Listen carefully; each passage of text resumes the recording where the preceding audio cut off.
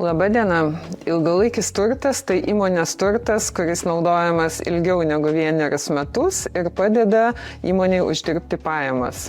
Paprastai tai būna pastatai, įranga, automobiliai, kompiuteriai ar programinė įranga. Kad turtas būtų laikomas ilgalaikiu, jis turi atitikti 2 kriterijus. Tai turi būti naudojamas ilgiau negu 1 metus ir turi turėti reikšmingą vertę. Įmonės pačios nusistato minimalią sumą, nuo kurios turtas priskiriamas ilgalaikiam turtui.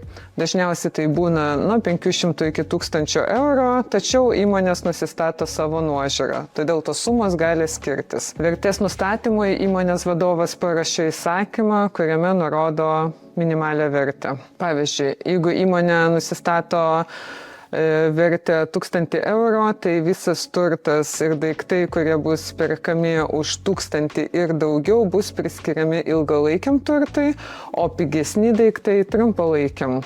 Į turto vertę įtraukiame įsigijimo kainą ir tokie mokesčiai kaip pristatymas, sumontavimas ir panašios išlaidos.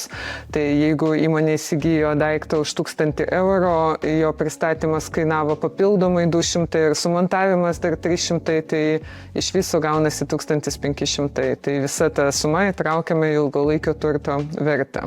Vėliau šis turtas nusidėvi palaipsniui.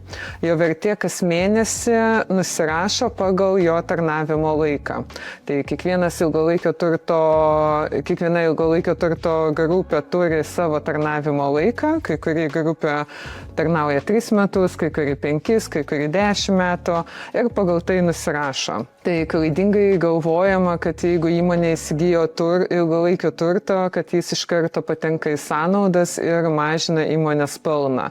Taip nėra, turtas nusidėvi palaipsniui, kaip jau minėjau, kas mėnesį ir taip patenka dalis to turto vertės į sąnaudas. Svarbu paminėti, kad nekilnojamas turtas ir transporto priemonės patenka prie ilgalaikio turto neatsižvelgiant į jų vertę. Tai nesvarbu, kokią vertę nusistatysit įsakyme, jeigu perkat nekilnojamą turtą arba transporto priemonės, jos jau automatiškai bus laikomos ilgalaikių turtų jūsų įmonėje. Ir įsakymą dėl ilgalaikio turto vertės šabloną galite rasti mūsų svetainėje, paliekame komentare nuorodą ir sėkmės jūsų darbuose.